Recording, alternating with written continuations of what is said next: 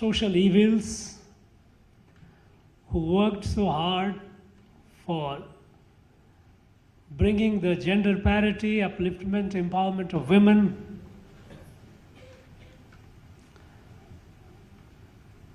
But we also know that he did a great service to the Indian languages. And it is because of this service that he did to the Indian languages, Bharatiya Bhashaon, that this day, Prime Minister Modi decided that this day should be observed as Bharatiya Bhasha Divas. This aspect of his, that what he did for the languages of Bharat, during the colonial period, the British had utter contempt for Bharatiya languages. Deliberate. It's not that they thought it was not worthy of respect, but they wanted to kill the sense of self-respect of people of this country, to destroy their sense of pride. That this began downplaying, ridiculing Bharatiya languages.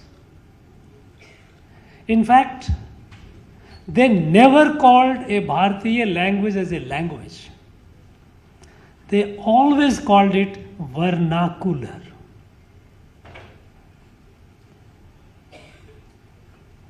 And we know that vernacular in Latin, it means blabbering of the slaves.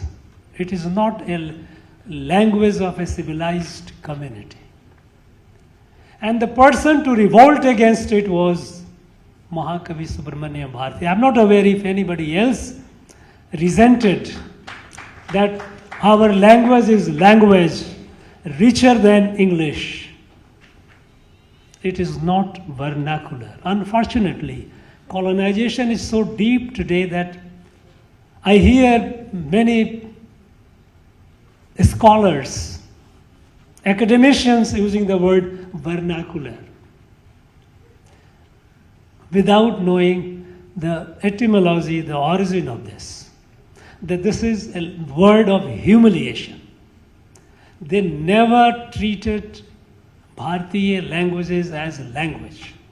That is why Macaulay, he said in 1835 that all the Indian literature put it is not even worth the shelf of a British or European library. It was all deliberate. But Mahakavi Subramaniam Bharati, he was the one who, through his writings not only as a piece of literature, but also in the media.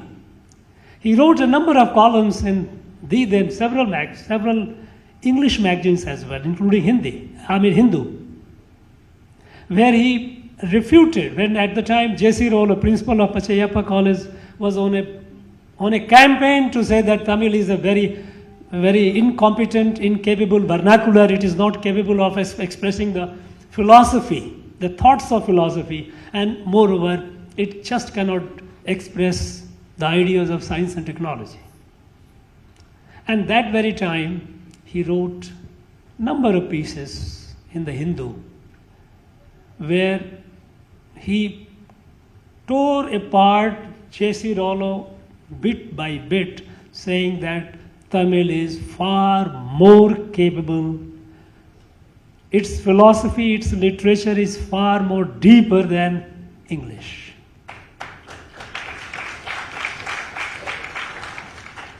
When he said that we have multiple languages, when he talked about this,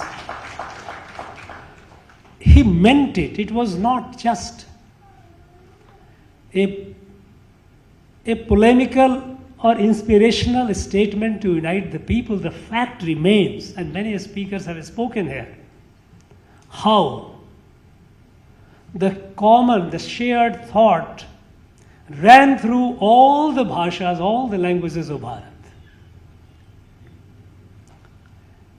In fact, we heard some speakers talking about bhasha ki diwar, linguistic barriers. Actually, this itself, it needs a fresh look. Was there a linguistic barrier? Any language, any Bharatiya language you study, and now that I have learned to read Tamil, every day I read in newspapers and I am overwhelmed by the number of words which I am already familiar with. Languages of Bharat kept conversing with each other, talking to each other. And that explains when my grandmother came from Bihar to Rameshwaram traveling all the way, she never felt any linguistic barrier. One speaker mentioned about, it is a saying in North, they say, in our country, in Bharat, kos par pani badle teen kos par bani. This is, it means, I will translate, that every a few kilometers, taste of water changes. And similarly, a few kilometers, even the way we speak, the bhasha also changes. What we say Tamil of Kanyakumari is not the same as Tamil of Chennai. Tamil of Congo is not the same as Tamil of, let us say, Delta region or Tamil of Chennai. It varies. And if you travel, if you walk from one part of the country, you continuously keep walking, you will never know where the language changes. It is a continuum. Only when you look at it at a distance, then you say, okay, it is different. There is a continuum. And that continuum is primarily because Bharat as a nation, as a Rashtra, which emerged since the time of Vedas, thousands and thousands of years ago, and which is defined in our ancient literature that it is Bharat. What is Bharat? From north of ocean to south of Himalayas, ice-capped mountains. Uttaram yat samudrasya himadrasya vadakshinam varsham tad bharatam nama santati yatra bharati. This is the bit what is defined thousands of years ago. Is primarily because people were interacting, they were sharing. We had created, our ancients had created institutions all over Bharat.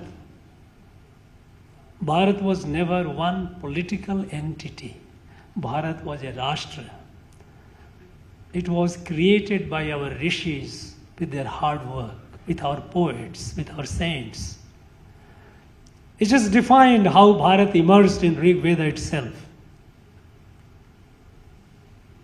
They created institutions, some of the prominent institutions being 12 Jyotirlinga. They are all different parts, Rameshwaram to Dwarka to Puri, all over different parts of the country. 51 Shakti Peeth, as eastern as Tripura Sundari in Tripura, Kamakhya in Kamrup, and all over the country. 108 Divya Desham, all over the country. And all these institutions belong to everyone, all Bharatiyas. And it was made mandatory that they must visit these tirtham. That is how they said you must have the, Saptapuris, the 7 tirtha at least you must visit for moksha. It was all ingrained in our. So all these institutions which our rishis had created in all parts of Bharat, they belong to whole of Bharat. And people from all parts of Bharat, they visited all these institutions. They never felt linguistic barrier. Long ago, Experts say perhaps it was the 1st century BC, that is about 2100 years ago. Gunadhya. Gunadhya was a great scholar from Pratishthan. Is a location located in present-day Maharashtra. It is called Patan today. Pratishthan became Patan. The local king, when this great scholar wanted to compile the folk tales of entire Bharat, it was a huge mission. The king patronized, supported, yes, you do it. He traveled across Bharat several years, collected the folk tales from all over, all the bhashas, and he came back. Obviously, it took several years. And when he came, by the time several years had passed, he came with several cart loads of manuscripts. Several cart loads of manuscripts, mostly palm leaves manuscripts. And at the time, whatever be the reason, the then king, Gunadhya felt that king was not as enthusiastic as at the time when it was commissioned. He felt hurt, and he took this away and started burning all this. He kept burning all that he had collected. Somebody went and told the king that this is what is happening. King rushed. He apologized, persuaded Gunadhya not to burn. He stopped. By the time, most of it was already burned, but what was left, it was compiled as Brihad Katha. Brihad Katha, which much later, about 1000 years ago, later, Somadeva of Kashmir, he compiled, translated in Sanskrit, called it Katha Sarit Sagar. Now Katha Sarit Sagar, which is available today, which is Brihad Katha of Gunadhya, who compiled it 2100 years ago, the folk tales of whole Bharat, all the languages. You read the continuity. You read the same flow. Where is the wall? Where is the barrier? Where was it? It wasn't. In fact, when Mahakavi says, Chintanai Undriudiya, our thinking is one. This thinking of Bharat has been shaped by our Maha-epics, Mahakabya, Ramayana, Mahabharata, Bhagavatam, to name the prominent among them. Any part of the country you go, and you hear Ram Katha. Today, I had the good fortune of felicitating many of you who have translated Kambar, or parts of it. It has shaped our thinking, who we are, who should we be as an individual, as a collective, as a society. Our relations with ourselves, with our family, with the larger society and with the environment, how it should be, is shaped by what has been taught in these literatures. Any part of the country you go. And from time to time, whenever Bharat came under crisis, Bhasha was never a barrier. The whole Bharat unitedly woke up together. Not because of English. People say that because now it is English has come. No. Long before, imagine, 13th century onward, when external invasion had become, and invasions which were civilizational invasions, they were trying to destroy our identity, our culture. And then there was an uprising, unrest. And unrest people all over speaking different languages, they were united. How? If you look at here, the Nayanars and Alvars who championed, who discovered the potential, the potent force of Bhakti, by taking the essence of our spirituality and culture from the pedestals of a very higher language to one spoken by a common people.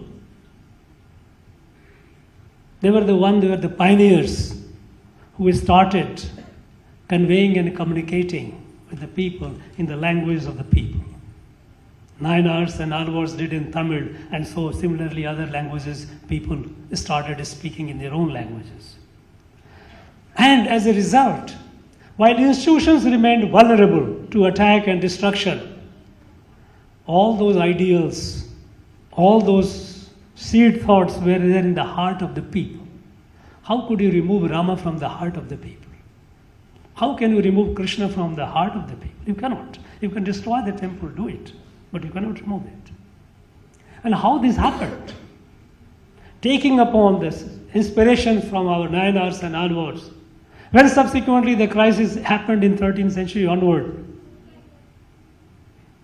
If you look at across the map of Bharat, linguistic map of Bharat, come from here, move around to along the eastern coast, Telugu, Amanacharya and many others who took up this bhakti in Telugu language. Move further to Uriya side. Jayadev, Geet Govind got in Uriya. Move further to Bengal, 600 years ago. Chaitanya Mahaprabhu, he did it in Bangla. Same Krishna Bhakti. Move further to northeast, Srimant Sankardev. Again, 600 years ago, Srimant Sankardev had come to here, Tamil Nadu, Rameshwaram, he had come and studied. Come to this western part, Hindi area, Tulsidas. So many of them, I am just naming a few. Further go to west, Punjab, Guru Nanak Dev Ji. Go to north, Kashmir, Lal Ded. Go to south, Gujarat, Narsingh Mehta. Come to Maharashtra area, Sant Dhyaneshwar and all. They all spoke in their languages, composed poems and songs in their languages. But the bhav was the same. Unite Bharat, save it, see that the invaders, those who were out to destroy our identity, our language, our culture, they would not succeed, and they defeated them. During National Freedom Movement, here, during the National Freedom Movement, when it was catching momentum, our people here in Tamil Nadu, our leaders used to speak in English in the public meetings. And there were people who resented it. They say, no, this is not the way. And leading among them, of course, Mahakavi Bharathi, who was the one. No, you don't have to talk to your people. Our people, don't have to talk to our people in a language, somebody else's language. No. He was backed by a number of others. Great among them, Rasik Mani, T.K. Chidambarnath. The way he used to ridicule the English speakers, our leaders who speak in English to our people, as why do you have to? And that brought, because the British had tried to instill a sense of inferiority in our people, so much so all over the country, that we had started hating our own language. It was a mark of inferiority, and English was a mark of scholarship. Yes, if you are English speaking, you are a scholar. That to take it out of the mind. In fact, when they did all this, when they were talking to the people, addressing the people, waking up the people, what were the core themes that they were conveying? If you look at the movement that Swadeshi began, V.O. Chidambaram Pillai, His famous speech in 1907 at Marina Beach. What did he say? He said, Swadeshi is reincarnation of Mahavishnu. People relate it. He said, Swadeshi is Ram Bana. Ram Bana. No enemy can survive if Ram Bana is used. We all know that. Now, Mahatma Gandhi used the word Rama Rajya. It was these that brought the people together, connected the movement, it energized the mass, the people of this country, irrespective of which language you are. But these were the inspirations. In fact, those days, our freedom fighters in the public speeches, extensively they used to quote Kambara. Here in Tamil Nadu I am talking, in Tamil speaking area, Kambara. Rasikmani TKC went to the extent of saying that Kamban, he knew the heartbeat of Tamil people, and Kamba Ramayana reflects the heartbeat of our people. And copiously, because people found it very easy to connect whenever they quoted from Kamba. It is a different matter that now attempt is being made to as if to just erase that. It's not possible. It is there in the heart of the people. All over. This, when we say Chintanai Undrudiya, is this Chintan, Bharatiya Chintan, irrespective of language, is shared, is common. Because they are shaped, fundamentally shaped, from the time of the Vedas by subsequent epics which our rishis created, which is found in every language. In fact, sometimes I have shared some of my experience, the remote northeast Bharat, how the tribal communities, thanks to Vijay Kumari, he has translated Mahakavi's works in several northeast tribal languages, Missing, Rabha, Bodo, Assamese, of course, is a very, very, very rich language. So many languages he has done. But one of the area, Mishing, is in the eastern part of, extreme east of where Brahmaputra comes from Tibet, enters Bharat, on the extreme east. And that area, there is a community, Idu Mismi. And in my 90s, I'm telling you the stories of 90s, when I used to travel in that area, I used to stay with the people in their houses. I seldom stayed in government guest houses or circuit house because I know that's not the place where you get to know the people. It's a different, completely isolated. I used to stay with me. So I was staying with a village headman in a Idu Vismi community, a village, Bhismaknagar. And that place, I found that people of all this tribe, Idu Mismi, they used to have chutiya. So I asked the old man, the village headman, what is this? He says, this is our identity, this is our culture. I say, how the tuft is your identity and culture? Tell me. Then he narrated the story.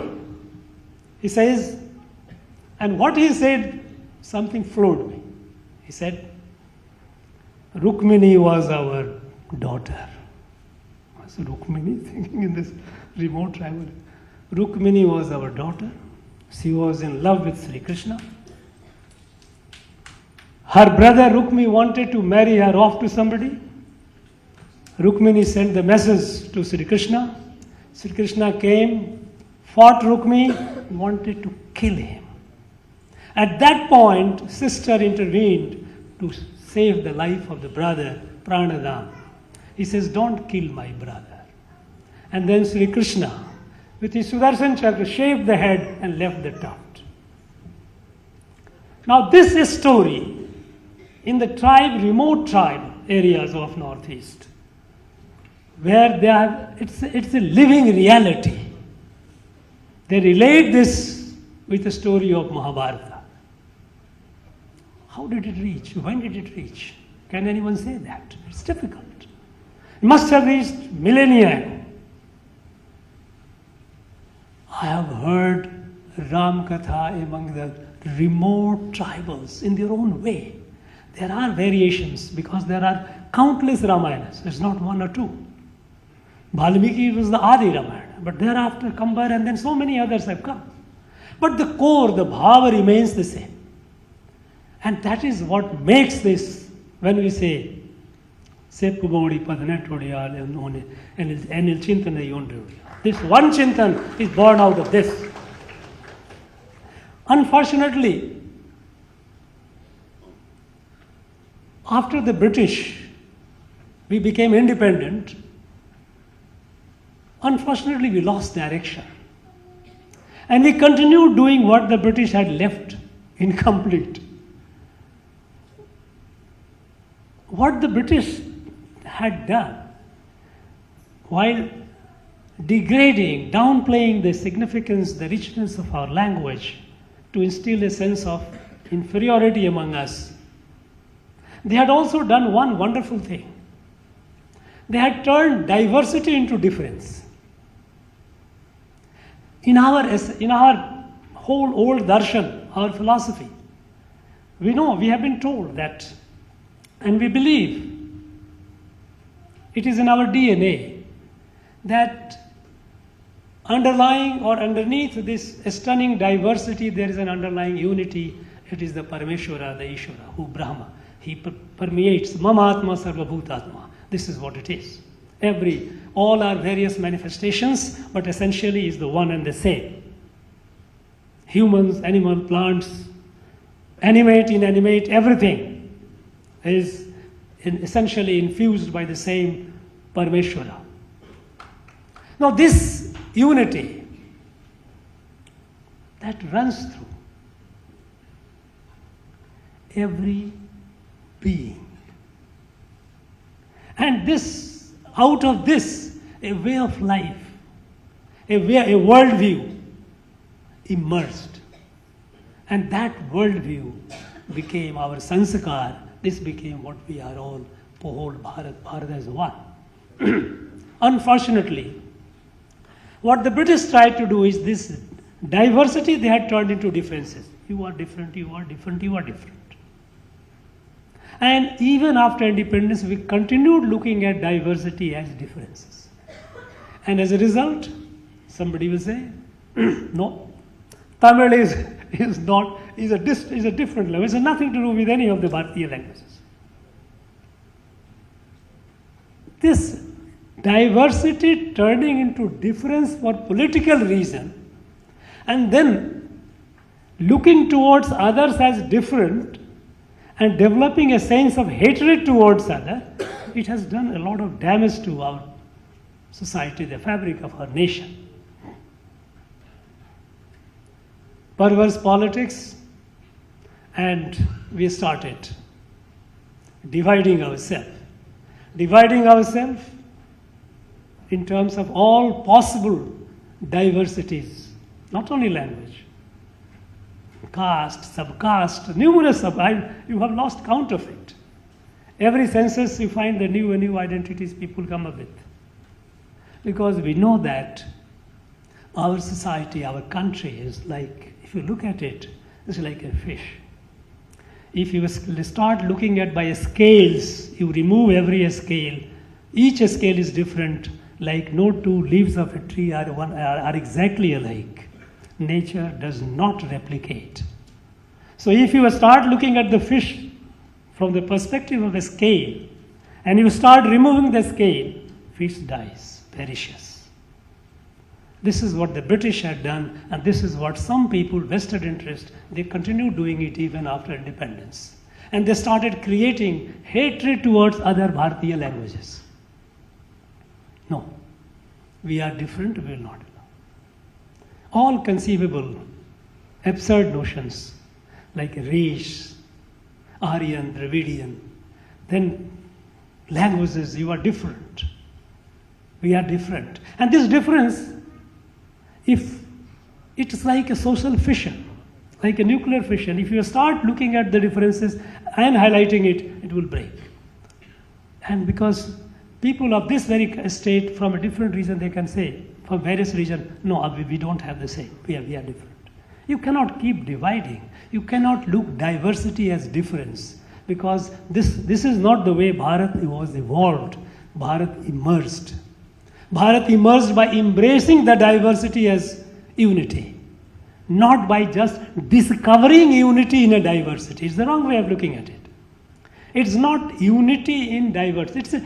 It's a diverse manifestation of the same unity, essentially. There is a fundamental difference when we say there is unity in diversity. When we say unity in diversity, what we mean is it is a diverse manifestation of the same unity. This is the soul of Bharat. This is how Bharat emerged. And we have to overcome that. So Bharatiya Bhasha Divas, Prime Minister Modi, when he thought of it, that look, this has to be broken. It has to be celebrated. Every language, Bharatiya language, is a national language. And each language has to be celebrated, because each Bharatiya language is rich treasure of knowledge. Each must be celebrated. So it is, when we celebrate the Bharatiya Bhasha Divas, it is a celebration of our linguistic diversity.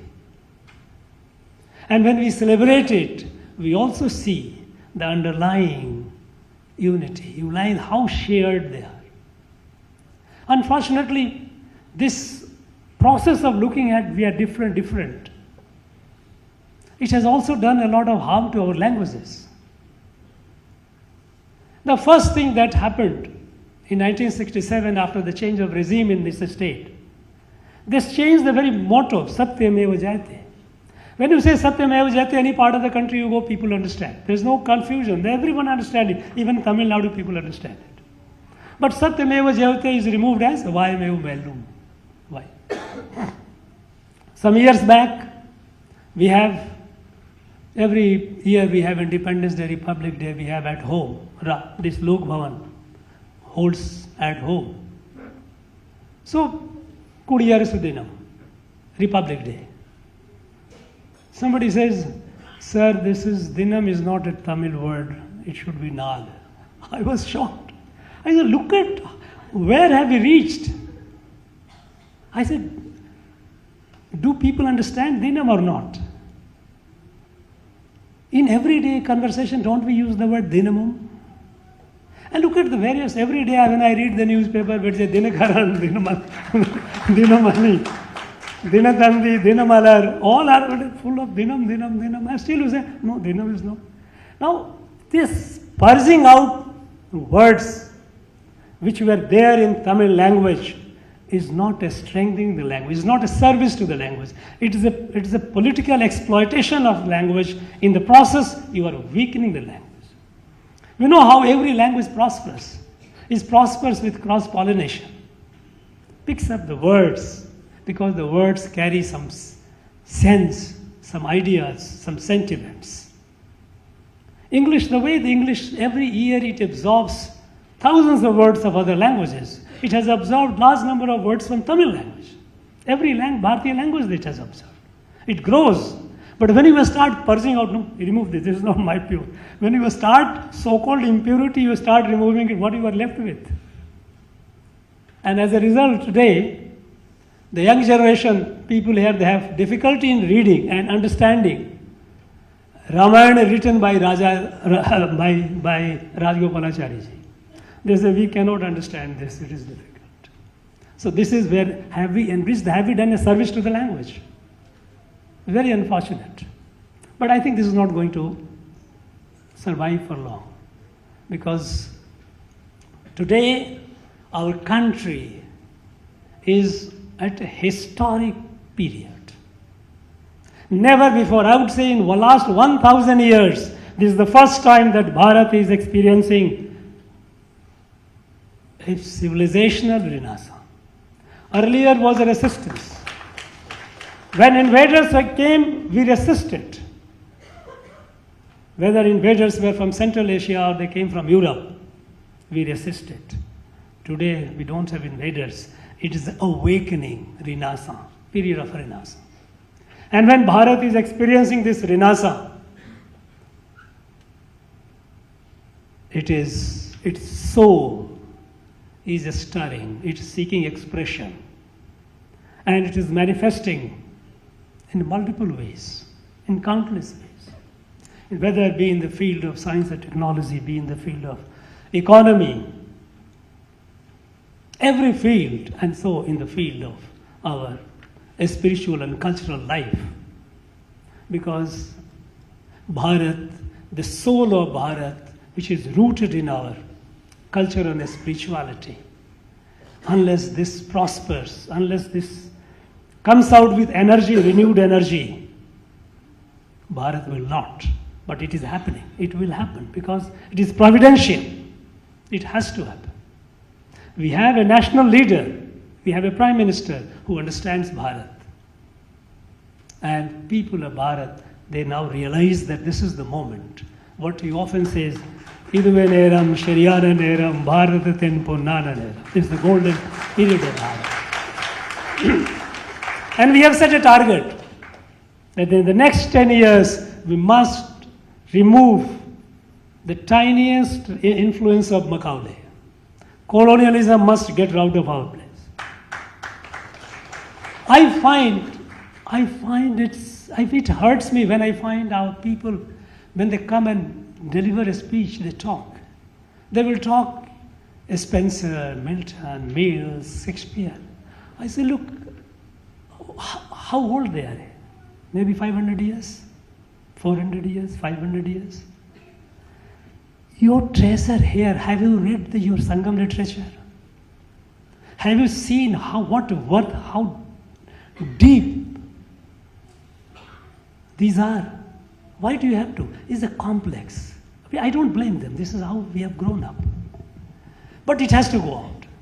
In the next 10 years, by 2035, because 1835 Macaulay had established decided to kill Indian sense of self-respect through linguistic imperialism. Destroy the Indian languages, Bharatiya languages, and establish English. By 2035, we have to erase that from our mind. Not that English should not be read. No language is bad. Our Vedic guidelines was Ano Bhadra Kratavo Yantu Vishwada. Let noble thoughts come from all over. Why only this? Don't close it. Don't close your windows. Let the fresh air come from all over. So we must learn foreign languages, more and more languages. But we must be proud of our Bharatiya Bhashas. And this is what is happening today. Bharatiya Bhasha celebration, Divas celebration is a part of it. And as we are sitting here and we are talking, there are more than 50 Tamil teachers of Hindi are in Uttar Pradesh teaching more than 1,500 Hindi-speaking students Tamil.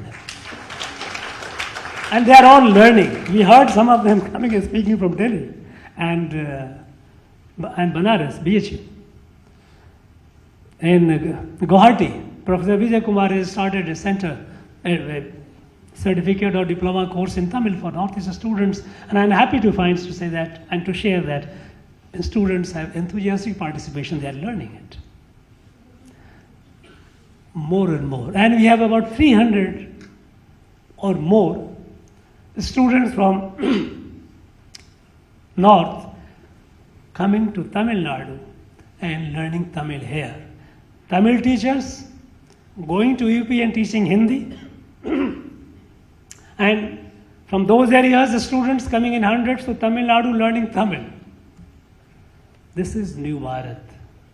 This year, Kashi Tamil Sangamam, because it was needed.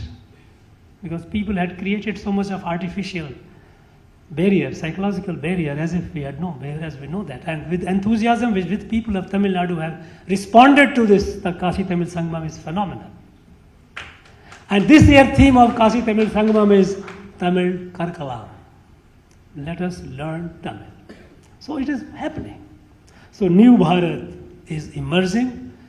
We are celebrating our linguistic diversity. We are regaining our sense sense of pride, who we are, through our languages. And this yajna, this mission will continue. We have a task ahead, and we must contribute our best.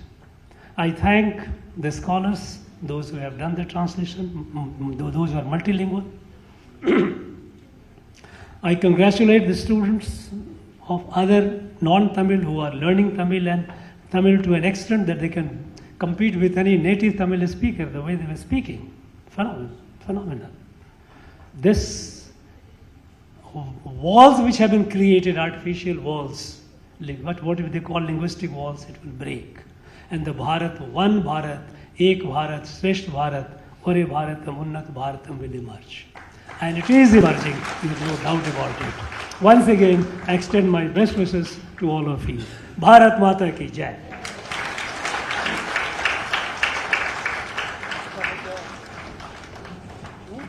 Ladies and gentlemen, we have a cultural performance by Saumanasya Trust.